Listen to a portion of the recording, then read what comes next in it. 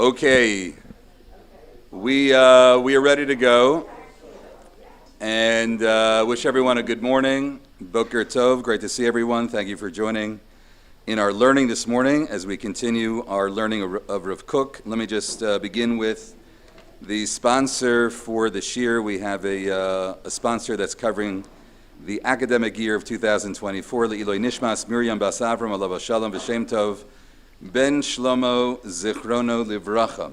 Okay, we are ready to begin our learning. And I'll begin with an anecdote, with a little story. This is something that I just heard. Rav Hershel Schachter was here in Israel just a few weeks ago. He was giving shiurim over a number of weeks, visiting different yeshivot, and he shared the following story about Rav Avraham Yitzchak Kook, the first chief rabbi of Israel. And the story that he told is a well-known story. Somebody approached Rav Kook and said to him that I find it interesting that you're so committed or so passionate about Israel. Everything is Israel. Everything is about the holiness of Israel and making aliyah to Israel and God's presence in the land of Israel. And it seems to be the only thing that you're talking about. That's what this fellow said to Rav Kook. So Rav Kook answered him by saying the following in a very sweet way. He said, well, when I open the Chumash and I begin to read the story of the first Jew of Avraham Avinu, and I then turn page after page after page of the Chumash, every single page is talking about the land of Israel. Every single page is talking about the Jewish people returning or coming to the land of Israel, of God's presence in the land of Israel, the mitzvot of the land of Israel. So all I'm doing is echoing the Torah. All I'm doing is teaching what God sees to be most important, and that is the land of Israel, the holiness, the Kedushat Haaretz. So with that story, I think it's an appropriate segue into the piece that we're about to see from Rav Kook, where he talks about Zionism, and he talks about Zionism as it relates to the Torah or Tanach, and we'll see those words in a moment. Now, one of the things that he's going to address here is really one of the issues of his day, and that is that there was a renewed interest in the study of Tanach, especially among the secular Zionists, those that were returning to the land of Israel in the late 1800s, early 1900s, that they were very interested, and we can understand why, in terms of studying the Tanakh, in terms of studying Torah, Nevi'im and Ketuvim, to study Yeshayahu and Yirmiyahu and Amos and Yechezkel, and all these verses and all these passages that speak about the land of Israel. So there was a great interest and a lot of excitement around that study. But what happens when that study of Tanakh is something that's being driven by, being led by secular Jews?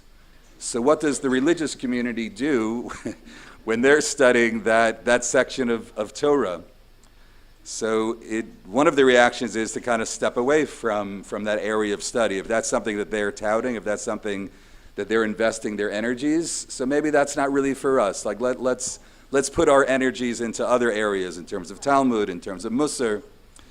So Rav Kook is responding to that, the study of Tanakh and the study of Tanakh amongst the Zionists. And that's what we're going to see right now. So this is page 1. This is from Eretz Chefetz. It's just to identify the passage or where we are. It's Perek Tet. We're in the 9th chapter and it's Daled. That's a Daled at the top. And this piece or this passage comes from Igrot HaRa'ayah Chelek Sheni, as you see towards the bottom. Okay. We now enter the words of Rav Kook. Mekor HaTzionut, the very essence or the root of Zionism, Hu HaMakor HaKadosh Elyon.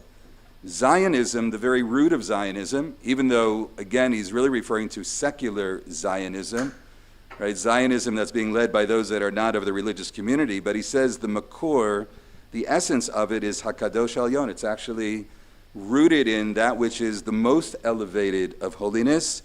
And what is that? HaTanach. In other words, the very core, the very essence of the Zionist movement, where do we find it? What's the source of it? The source of it is Tanakh itself. Hanotein la kol ha'omek v'ahod ha'mesorati. And it's what gives the Zionist movement its depth, its beauty, its heritage, Misorati, V'ra'ui lahashiv l'tenuat olamim zu et chaya. And therefore we should bring to this movement, this tenuat olamim, this is an eternal movement, meaning the movement to return to the land of Israel, the Zionist movement, we should return to it et chaya. We should bring life to it. It's something that we should bring great respect to, but also to bring our spirit, that we should bring our energies to the Zionist movement, and again, in particular, this idea of the study of Tanach. And he writes about the Zionist movement, Hilo had kol. This is not just an echo. It's not just a voice that we're hearing sort of in the wind. She'am sanu ba'olam holech levakesh lo miklat merodfav. We're not just talking about a people that is being chased, that's looking for a miklat, that's looking for a place of refuge, merodfav, from those that are the enemies that are seeking the destruction of the Jew. That's not Zionism. We should not think about Zionism in that limited way. Ella shegoy kadosh. What is happening in the Zionist movement? We have a holy nation, Sigulat Amim, which is the singular, the prized nation of the nations of the world. Gur Ar Yehuda. This is the great lion of Judah. Neor Metar Damato. It's being awakened now from its sleep. Ha'aruka. It's been a very long slumber, a long sleep, almost 2,000 years that we've been sleeping, that we've been resting like the lion. But now it's coming back to life. V'inehu holech v'shav el nachlato. And here we have the Jewish people returning to their nachala, returning to their heritage, their possession. El gaon Yaakov asher ahav sela, to the pride of Jacob, which he loves forever.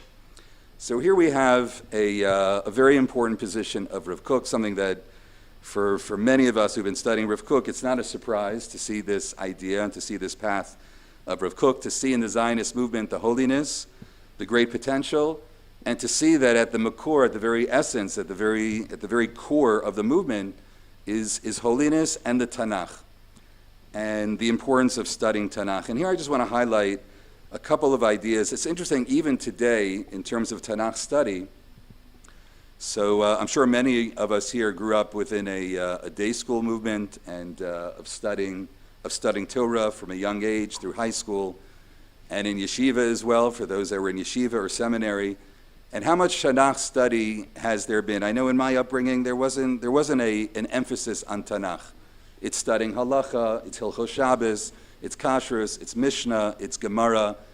But do I know Yirmiyahu? Do I know Yechezkel? Do I know Amos? I can barely find them in that, in the fat Tanakh. Right? But how about knowing the verses and what they mean and the explanations? Just like we know the halacha well, and we know the Mefarshim on the Torah, but in terms of Tanakh as a whole. I want to share with you the following, just 2 or 3 sources, just in terms of to recognize and to appreciate the special place of Tanakh. And by the way, one of the things that and I'll just highlight this before we look at this first source, one of the things that we're seeing in Eretz Yisrael today, and especially in the religious Zionist movement, is a return to serious study of Tanakh. I don't know if anybody here has attended. Every year they have a big gathering in the Gush as part of the Herzog College and Gush Etzion, where 1,000 people or thousands of people come together for a few days, and it's not halacha, and it's not Talmud, it's not Midrash, it's just Tanakh. Just to study Tanakh, and to study Tanakh in a serious way. And it's something that we haven't really seen outside of the land of Israel, that serious Tanakh study that's coming back to life. And again, this is what Rav Kook is highlighting as well. Look at the following source. This is source number 3. This is a pasuk that we just read a couple of weeks ago in the Torah, where it speaks about the giving of the Torah, Vayiteni Moshe, a pasuk in Shmot, Parsha Kitisa, Perek Lamed Aleph. And it speaks about the giving of the luchot, of giving the 10 commandments or the tablets to Moshe Rabbeinu. It says, "Vayiteni Moshe kechaloto ledaber ito b'Har Sinai shnei luchot habrit." When God commenced speaking to Moshe, he gave him the 10 commandments, the shnei luchot habrit, the tablets. This word kechaloto, Rashi is somewhat startled by that word, or try to figure out exactly what that word is about. What does that mean? Vayiteni Moshe kechaloto. What's interesting is that Rashi is going to bring a medrash that it refers to the word kala. What does the word kala mean? A bride. A bride. Look what Rashi says. What's kechaloto? Kechaloto ktiv chaser. He points out that the word chaloto actually is not written with a vav, the full form of kechaloto. Shenimsara lo Torah kematana. It was given to Moshe as a matana, kekala lechatan, like a kala to a chatan. That's what it means, kechaloto. There was something very beautiful. Again, one could analyze his midrash. This part of the midrash I'm not really highlighting or focusing on. It's the second part. But we have this idea that in the giving of the Aseret HaDibrot and Luchot, it was a gift, like a kala and a chatan that come together. Shelo haya yachol lilmod kula bizman mu'at kazeh. Rashi says it was impossible for Moshe Rabbeinu to learn it all in such a short time span, and it was a gift. Okay, that's comment number one. Davar acher. Rashi says a second explanation. What does it mean, kechaloto? Ma kala mitkashetet bechav dalid kishutin. Just as a bride is adorned with 24 pieces of jewelry. Now, what does that mean? Where does a kala wear 24 pieces of jewelry? Well, it does say that. Hein ha'amur b'sefer Yishai. It's based on a pasuk in Yeshaya and Yeshayahu and Isaiah that she's adorned with 24 beautiful pieces of jewelry. Af Talmid Chacham, if you want to be a Talmid Chacham, Sarich liyod baki bechaf dalid sfarim. Interesting. In other words, here we have the giving of the Ten Commandments, we have the giving of the Torah, but Rashi points out, if you want to know the Torah, what is Torah? Torah somehow is not limited just to the 5 books of Moses, that it's chav dalid sfarim, that there are 24 sfarim. And if we want to be learned, and this is for all of us, says Rashi, if we want to be Talmidei Chacham, we want to be wise in our Torah, to know our Torah, it means all 24. This just reminds me of a story, a sad story, a unfortunate story. Rebbitzin or Rabbanit Chana Henkin, who is the founder, the head of Nishmat here in Yerushalayim. Has anybody studied there or taken classes in Nishmat, a very fine institution? And married to Rabbi Yehuda Henkin Zatzal, who is a grandson of one of the Gedolei Torah of America, Rav Henkin. So in a terrorist attack, her son and daughter-in-law were killed as they were driving on the road, I believe in the Shomron area. Actually, their children were in the back seat. They were both shot. And she was sitting Shiva, and this is a story that's told by Rabbi Moshe Taragin, who's a Ram at the Gush, and I think he actually had this in Torah Tidbits not that long ago. So there were a group of people were coming in, and students, and there were a group of, from one of the high schools, a group of women, 20, 30 women that came, young women that sat down with her, and she turned to the women and said, how many books are there in Tanach? And they answered, Chav Daled, that there are 24 books in Tanach. And she said, no, that's not accurate. There are 24 books, but there's a 25th book that we're writing right now. That we're in the process right now of the Geulah, of this redemption, that we're writing a 25th book. So we should think about 25 books of Tanakh. And she said that again within this setting of her children being Moser Nefesh for Am Yisrael. So that's one important makor, an important source in terms of Tanakh. And I want to share with you one other. That's more of I guess what we would call more of an agadic or a midrashic appreciation for Tanakh. Now I want to turn to a halachic source, and this is found in Hilchos Talmud Torah. This is the Rambam. And the Rambam says the following. The Rambam writes, how should we, in terms of our lifetime dedication to Torah, how do we go about doing that? Look at Yud Aleph. This is Perek Aleph, Halacha Yud Aleph. I know it's very small. You can put on our glasses. Yud Aleph, we're just going to read one line. Says the Rambam, V'chayev l'shalesh et hazman l'midato. A person throughout their life should organize their learning in 3 different parts. Shalish b'Torah shebechtav, a third in Torah shebechtav, which means that's Tanakh, the written Torah. Ushlish b'Torah sheba'al peh, that's a reference to the Mishnah. Ushlish yavin v'yaskil achareha dava merishato, which is essentially Gemara, which is Talmud, which is analysis. So we see that the Rambam, when he speaks about how we study Torah and how we acquire, how we master Torah, there are 3 different parts of Torah. There is Gemara, there's Mishnah, but just as important is Torah Shebechsav, is all of Tanakh. So that's the Rambam's position, again, a halachic position. So again, we can ask a question, why is it that we generally don't put the emphasis and we don't have the mastery of Tanakh in the way that we do in other areas? But this is something that we see is quite important. And one other source related to this, and this we come back to Rav Kook, to the writings of Rav Kook. So Rav Kook writes he writes a lot, and he writes a sefer called Mishpat Kohen, which is his tshuvos, which is the Shelot Tshuva, questions that he receives and answers, what's called responsa literature. And in the introduction, he quotes the following pasuk, and this is the pasuk that we have. This is the bottom of page 1,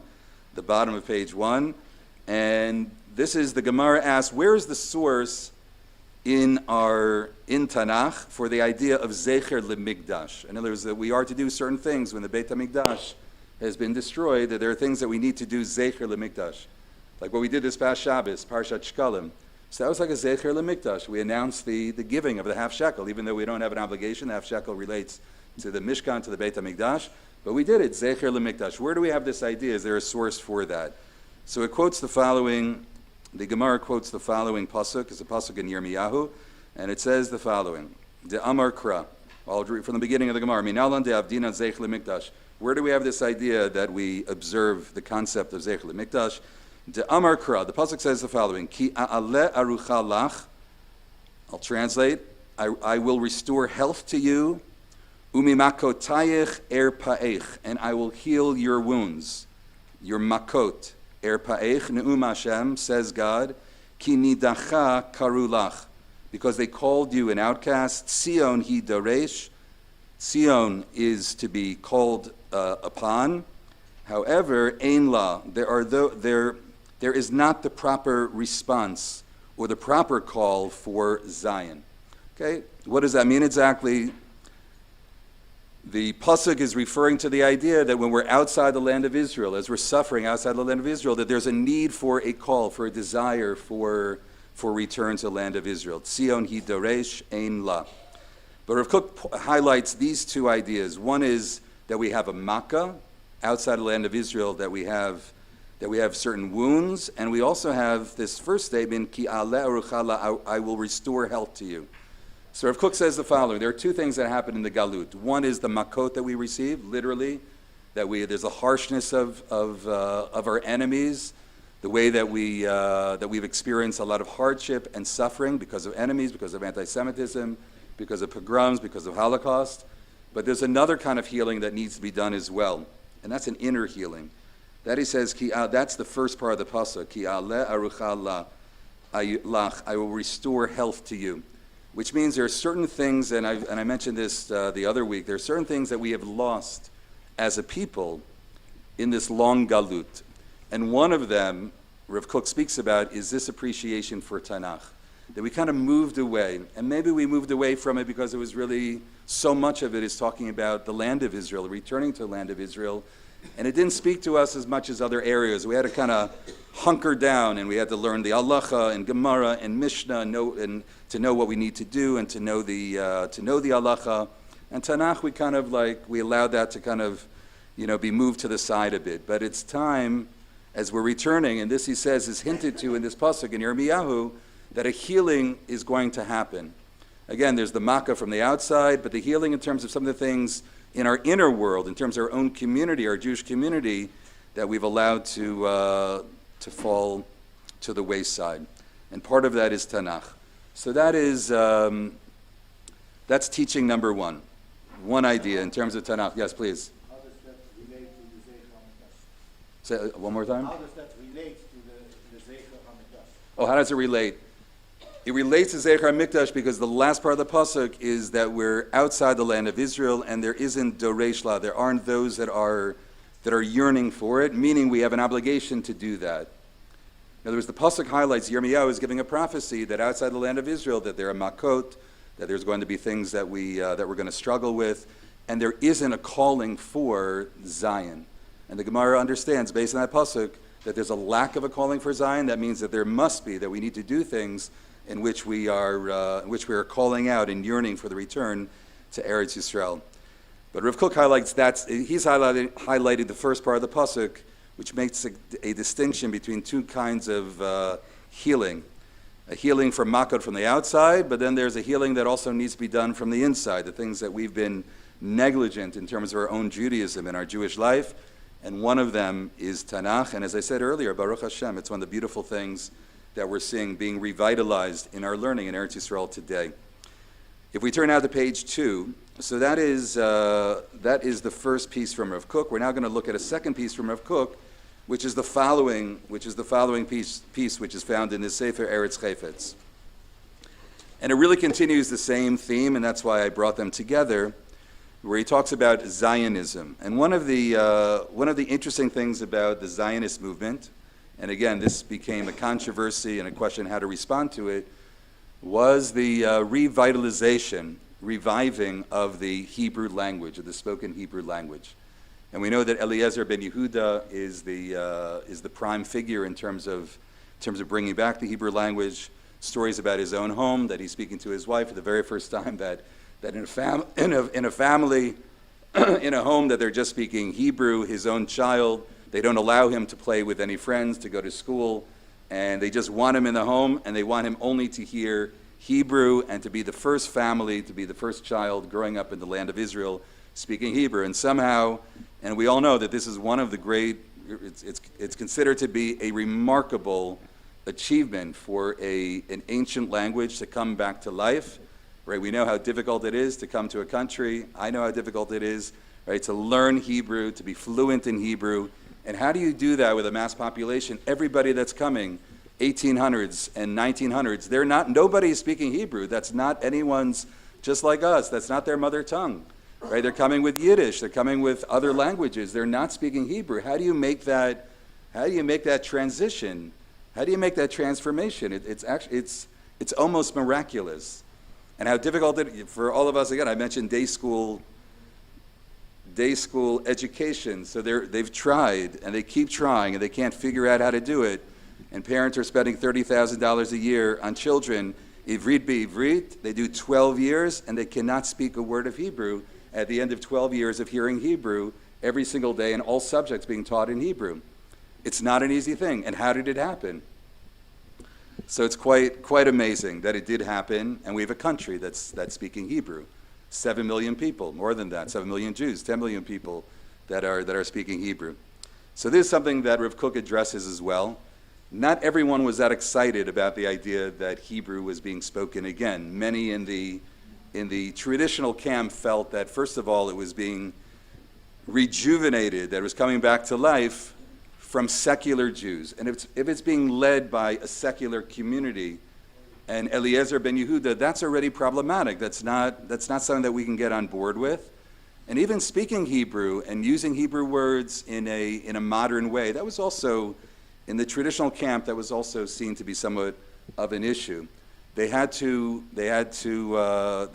come up with new words that we don't find those words in the Torah and in traditional sources, where they had to bring certain new words and many new words to the Hebrew language, and they found that to be problematic in terms of halacha. So there was that position. There were those that were not happy about that. Rav Kook saw the revival of the Hebrew language as something that was part of this process and part of a great celebration of what it means for the Jewish people to return not only to a land, but return to a language as well. I remember when I was a rabbi in Mount Kisco, we had an Israeli guy in the shul. It was a shul of mostly Balei Tshuva, people that didn't really have a strong background. And I would give classes, Shabbos morning, before davening, and Chumash, and trying to read a Ramban. And here, this Israeli guy without any background, he came from a secular world. He's reading a Ramban better than the rabbi, better than I'm reading the Ramban. Right, so you're opening up the idea of also knowing Hebrew. To be fluent in Hebrew means you're fluent in Chumash and Tanach and Ramban and all the commentaries on every great sefer that's written in Hebrew. We've been writing in Hebrew.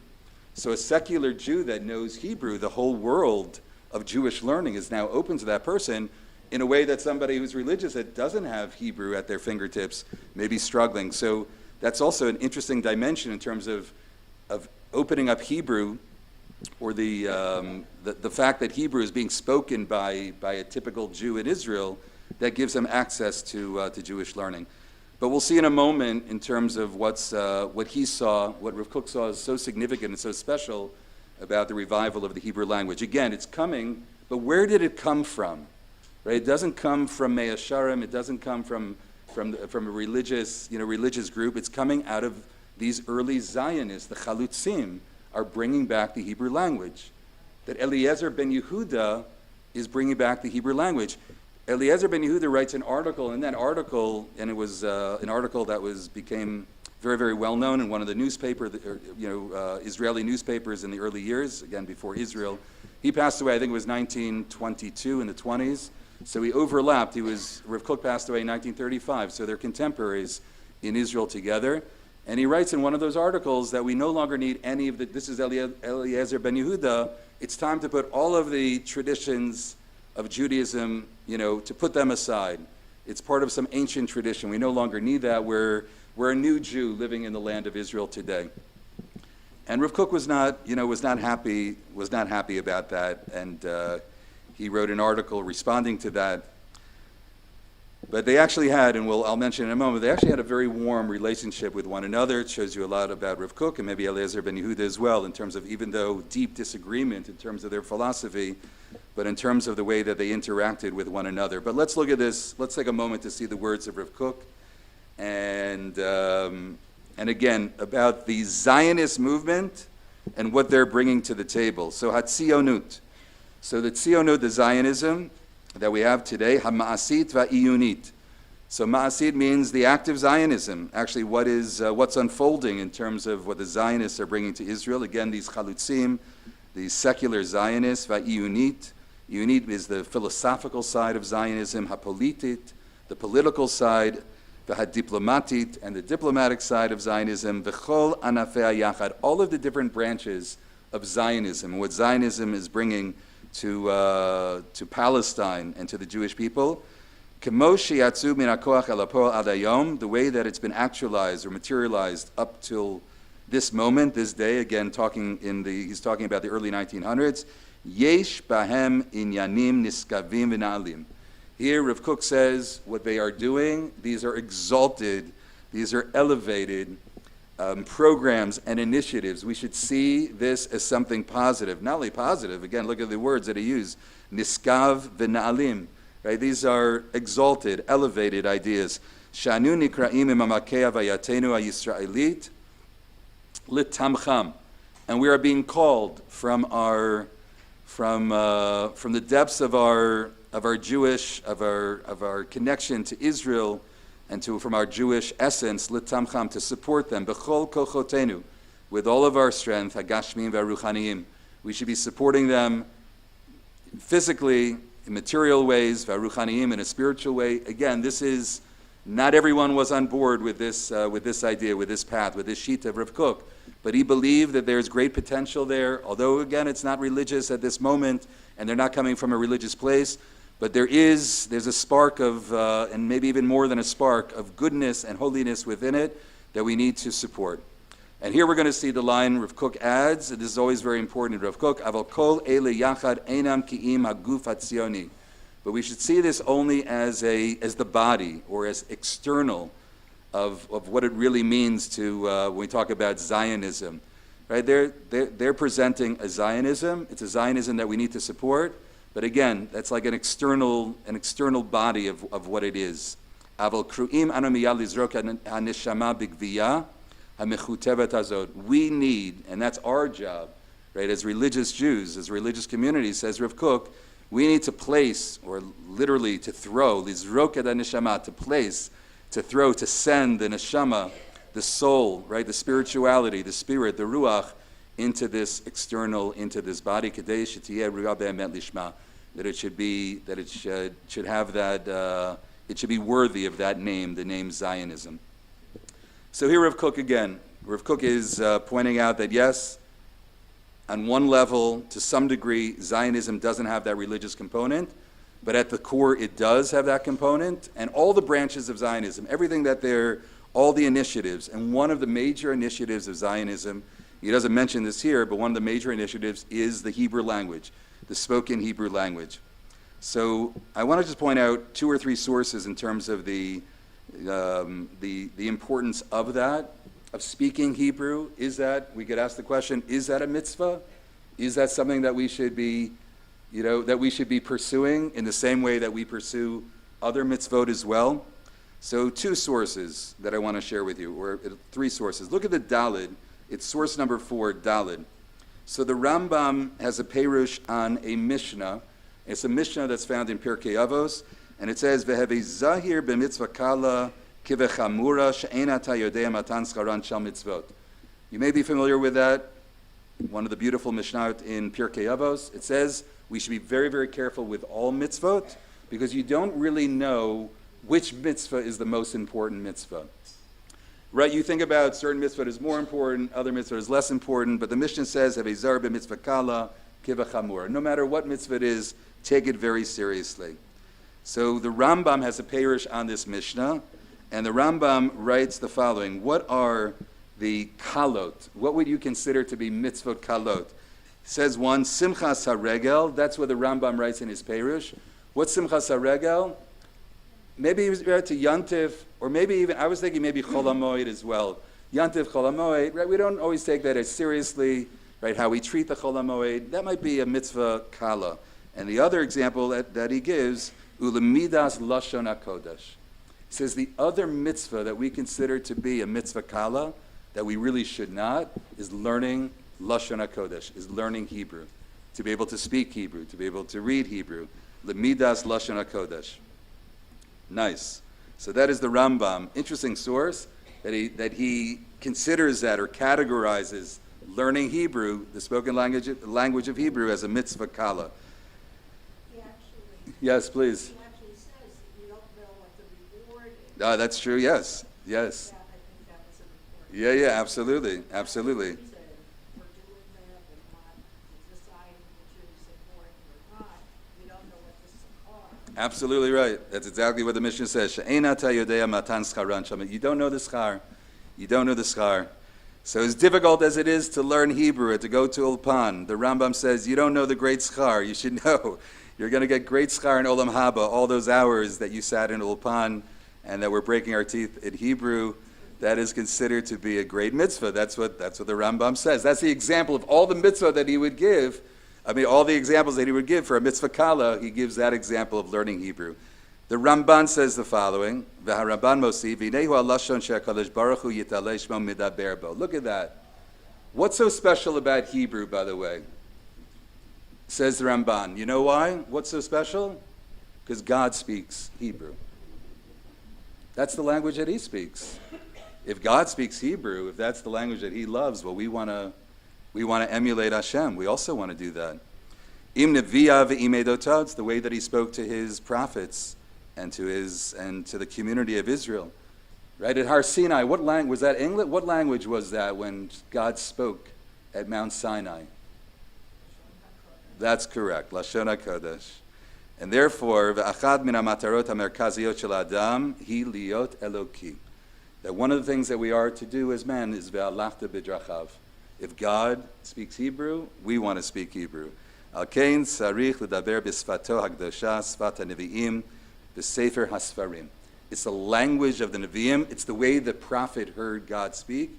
It's the language of Sefer HaSfarim. What is that? It's the language of the Chumash. It's the language of Chumash. It's the way that God spoke to the Jewish people. It's the way that we hear God, that we understand God. One other source in terms of Hebrew, the importance of Hebrew. And this is something that we say every single day, and I always find it, surprising for myself. Right? Just a simple Rashi on something that we say all the time. This is Parshat Dvarim. This is the paragraph of V'haya'im Shamoah, the second paragraph of the Shema. And it says, Pasuk Yutet, V'limadatem botam epenechem l'daber bam b'shivtecha v'yisechu v'latcha v'derech u'v'shachbecha v'kumecha. So what does it mean, V'limadatem botam epenechem? You are to teach your children l'daber bam, to speak in them. Well, what's bam? What's them? What do you say? So Rashi says the following, l'daber bam, b'shasha ben yodeh l'daber lamdehu. As soon as a child can begin to learn, you are to teach. Torah tziva lana Moshe. You should begin with a pasuk. Okay. Shi'eheze limu diburo. That should be the way that a Jewish child learns language, with a pasuk from the Torah. That should be the way you should teach a child to begin to speak. That's what Rashi says. Sheyehei ze limud diburo. As the child is learning to speak, that should be the first language that they hear. Mikan amru kishahatinok matchil ledaber. This is Rashi. This is just a Rashi on Chumash. And therefore, when a child, a baby, begins to speak, aviv masiach imo b'lashon HaKodesh. The language that a father and mother should speak to a child is in Hebrew. And that's what it means in the pasuk ledaber bam. What does it mean? We say this every single day. We say the Shema every day. V'limadatem botam berechem ledaber bam. What does Rashi say? To learn in Hebrew. To learn a pasuk in Hebrew, to learn to speak Hebrew. Aviv mesiach imo b'lashon HaKodesh u'melamdo Torah. V'im lo asakein hareze ki'ilu kovro. A very harsh statement and a difficult statement that's made. But if you don't do that, so it's not a good thing for the child. So we see something interesting here in terms of Lashon HaKodesh, the Rambam, the Ramban, Rashi, all the great Rishonim. They're interpreting the importance and they're highlighting the importance of Hebrew. Interesting, again, we didn't necessarily grow up that way in terms of speaking Hebrew and the emphasis on Hebrew. But here we could see why Rav Kook would be so excited about the fact that here we are returning to the land of Israel, not only to a land of Israel, but we are returning to this great tradition of speaking Hebrew, of a mitzvah to speak Hebrew, of a fulfillment of this great obligation of Hebrew. I want to share with you 3 more sources. This is on page 3. And what is so special about the language of Hebrew? We saw the Rambam. Here's another Rambam, but the Maharal is going to add to it, and then we'll see Rav Kook, and then we'll see a student of Rav Kook in terms of the Hebrew language. The Rambam makes an interesting point. By the way, we know the Rambam is more of a rationalist. He's not a mystic. And the argument that he's going to make for Hebrew is actually more of a rational argument. What's special about Hebrew? Look at what the Rambam writes. This is brought in the Nesivos Olam, which is the writings of the Maharal of Prague. This is page 3, source number 1 at the very top. He first quotes the Rambam, but he's not satisfied with the Rambam's explanation.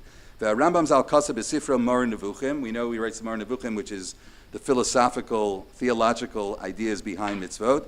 Shilakach nikra lashonenu Lashon HaKodesh. He explains why is it called Lashon HaKodesh, which is a very beautiful term, Lashon HaKodesh, not just Hebrew. Even that term, Lashon HaKodesh, is a language of Kedusha. Mipnei shelo hunach b'Lashon HaKodesh lashon miyuchad al davar erva.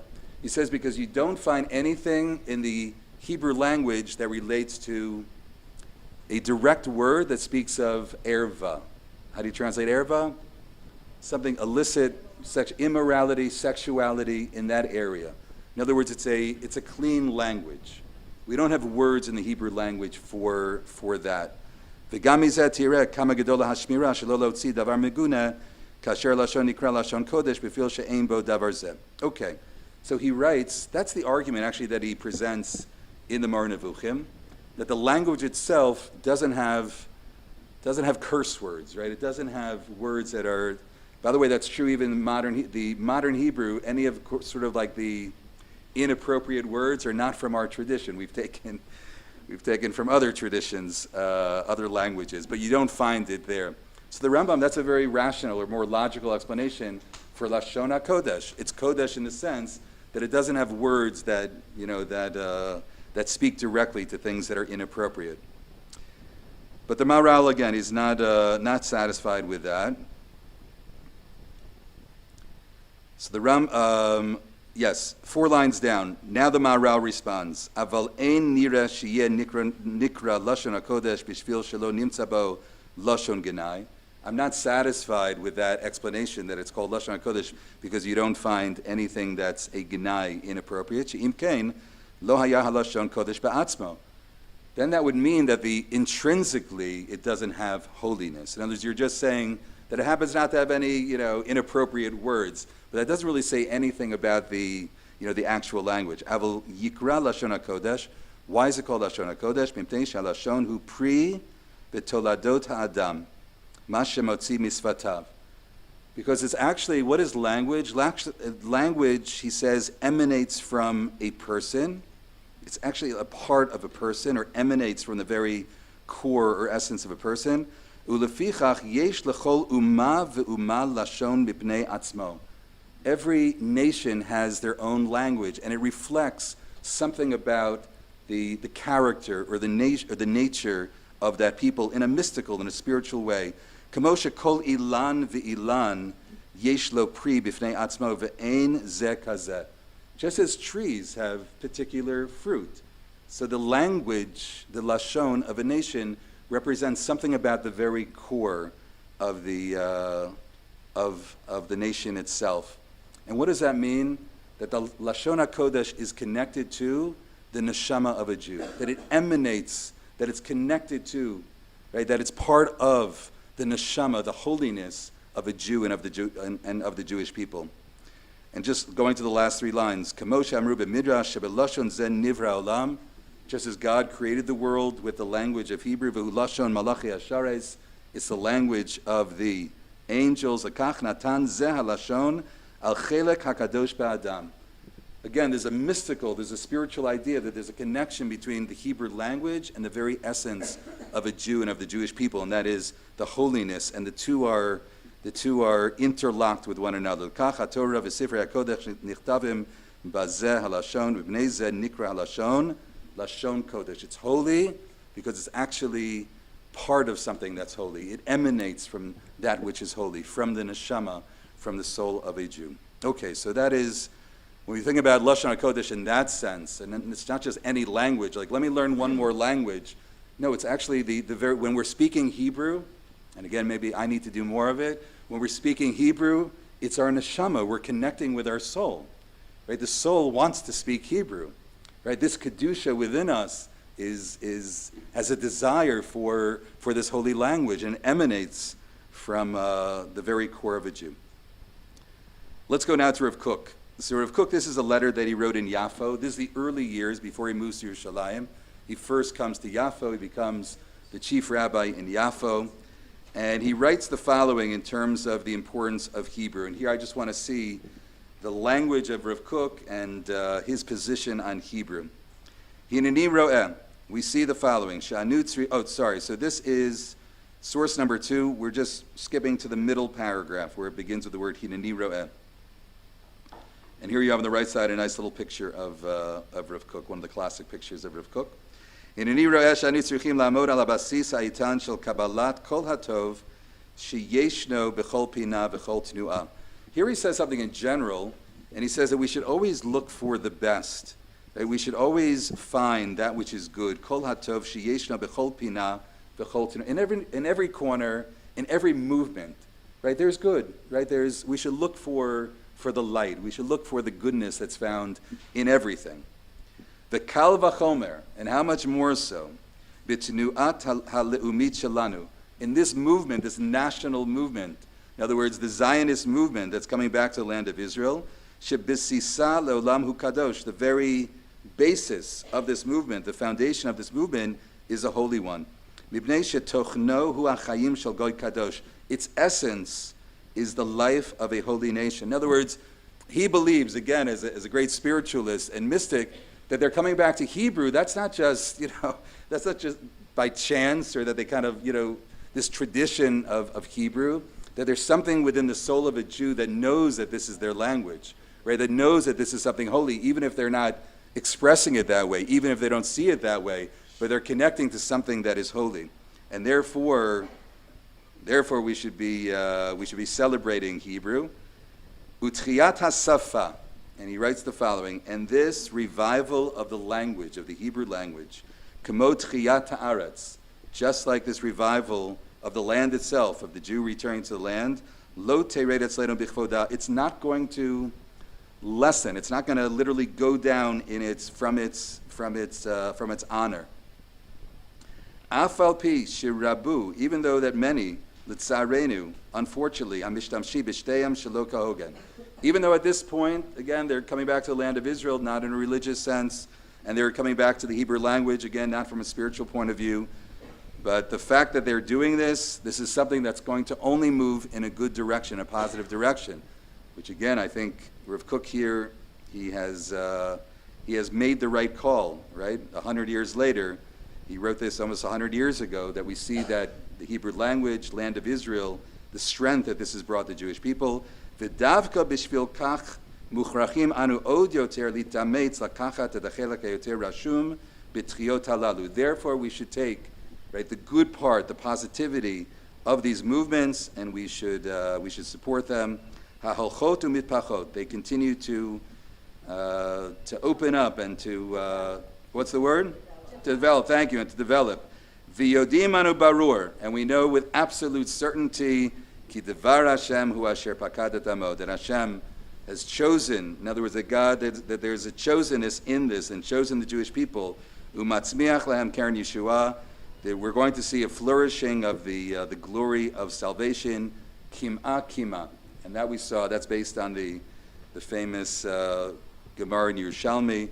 Little by little, that the Geula is going to unfold. So Rav Kook here says, you see black on white in terms of what he sees, the returns to the Hebrew language, return to the land of Israel. Is it perfect at this point? It's not perfect. It's far from being perfect. But it's something that we need to support, and something that says Rav Kook, I believe that this is, it's going to develop. We're on the right path here, and something great is going to come from it. One other source that I want to share with you, actually before we leave this, so I mentioned earlier, Eliezer ben Yehuda. So Eliezer ben Yehuda lived in Yerushalayim, and often he would come to the home of Rav Kook. So the home of Rav Kook, you can still see it today. You can walk in and see where he lived. It's on Rav Kook Street, right off of Yafo and Ben Yehuda. And you could still see the office where Rav Kook would write. He had a big stender, not that different. He would write standing, and he also had a desk. Svarim are there, his glasses are there, his pen is there. You can still see it. And very often, stories are told of Eliezer ben Yehuda that he would come to visit Rav Kook, and he would ask him about Hebrew words and the definition of words. And Rav Kook was an expert. You know, he was a genius, an expert in Hebrew. So they would often speak about Hebrew. And again, as I said before, in terms of their relationship, even though they did not see eye to eye. So there was one afternoon that Eliezer ben Yehuda came to Rav Kook. They had discussion talking about, again, certain Hebrew words and the meaning, significance of those words. He was preparing a dictionary, Eliezer ben Yehuda, the first Hebrew dictionary. And as Eliezer ben Yehuda was leaving the room, so Rav Kook said to him, would you possibly consider coming back, coming a little bit closer to Judaism and to a religious life? And Eliezer ben Yehuda said, Ulai. He said, maybe. and he left the room. That night, Eliezer ben Yehuda passed away. He died. And Rav Kook said that Ulai, the Gemara says, here, Hure tshuva, if somebody just thinks of the possibility of doing tshuva, that's full tshuva. And he said, I believe that Eliezer ben Yehuda did tshuva on his last day of his life. So again, Rav Kook seeing the best in others. Interesting story. One last source that I want to share with you, and this is a student of Rav Kook, and this is Rabbi Yaakov Moshe Charlap, in a work known as the Mei Marom, and his illustrious grandson was the dean of Reitz, just passed away a couple of months ago, Rabbi Zulun Charlap. And this is his grandfather, who lived here in Yerushalayim. Also, he was the Rav of Sharei Chesed. And today you can go also and see the Beis Medrash. It's still there. His chair is there. It's still in place. His little Beis Medrash called Beit Zvul, right across the street from the Wolfson Towers. If you begin, Karen Kayemet. Is that Karen Kayemet, that street? Yeah, right across. So it's one of the first buildings. You go up the stairs, and the Beis Medrash is still there. His chair is still there. That's Rabbi Yaakov Moshe Charlap. So he writes about the Hebrew language in the following way, in a very, very beautiful, and just to appreciating this paragraph. And here he's writing later. In other words, Rav Kook passes away in 1935, and Rabbi Yaakov Moshe Charlap, he lives, I believe, until the 60s or 70s. And he became the Rosh Yeshiva of Merkaz Harav, and again, he was the Rav of Sharei Chesed. So he sees the state of Israel and the building of the state of Israel. He sees with his own eyes a country that's speaking Hebrew. Rav Kook didn't see that yet. That was just a dream, just a possibility at that point. So writes Rabbi Charlap. This is the second paragraph. Kasher nagia limaron gavatenu. When we reach the great pride, ga'avatam shel Yisrael, as we are filled with pride, and a great pride as we are returning to the land of Israel, a great pride, and we're feeling that today, again, with all the challenges. Maybe we're feeling even a greater pride in who we are. Az natchil lehargish ki lefi midat gedulatenu v'yitronenu al kol ha'amim. We're going to feel at some point how great we are, and even how great we are, or greater than all the nations of the world. I efshar lanu lityashev ba'eretz acheret ki'im be'eretz Yisrael. We're going to feel at that moment, the Jewish people, that there's no other place for the Jewish people than the land of Israel.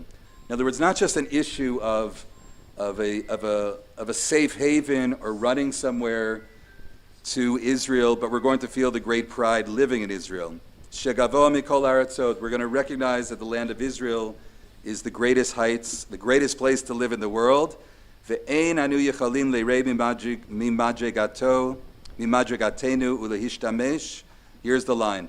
And we're going to recognize at that moment that we can't do anything less than achieve this great madrega, this level, ulehishtamesh belashon acheret. We will not want to use any other language, zulati b'svat kodshenu. We're going to recognize that there's nothing better, there's nothing more beautiful, and nothing more appropriate than to speak Hebrew. Ubizman shehit orerut litchiyot elu ba b'hargasha pnimit begedulatenu veromutenu az hein tchiyot amitiyot nikiyot b'chol sig ufagam.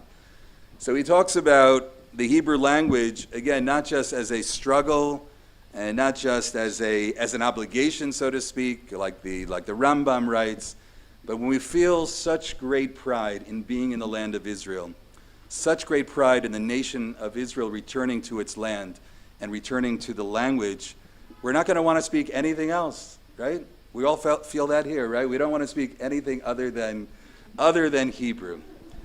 Right? There's nothing greater than that. And that's what Rabbi Charlap speaks about.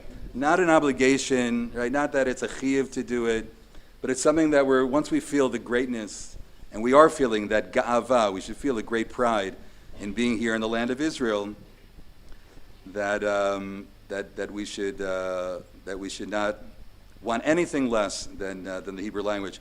I'll just end. I was the other week in my home. My daughter, who's 10 years old, she invited over a friend from her class to play. It's one of the, I'm sure many of you experience this as well. It's really one of the great feelings of seeing the little children and our own children and grandchildren speaking Hebrew.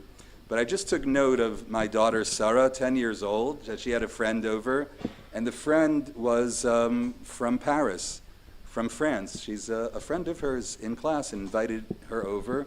And here they are, playing together in the house, and they're speaking Hebrew to one another. Right? This little girl that grew up in Paris, this little girl, even though she kind of grew up in Yerushalayim, but like a little of America, and their worlds, they don't have very much in common with one another. And the one commonality is that they communicate with one another in Hebrew. And to see that today, to see the next generation, and for all of us, sometimes I'll just sit on a park bench and just listen to the children, the little children, speaking Hebrew to one another, speaking Lashon HaKodesh. And to see the great miracle that Rav Kook says is a great miracle of returning to the land of Israel, Am Yisrael back in Eretz Yisrael, but also back in a land speaking Lashon HaKodesh, and to appreciate that and to see the great wonder and to see the great bracha with the return of Lashon HaKodesh. We should all be, I wish everyone a Chodesh Tov, a big schus, beautiful to be able to learn on Rosh Chodesh. It should be a month of La'ihudim Haisa Ora V'Simcha. There should be simcha, there should be light, and there should be salvation for all of us.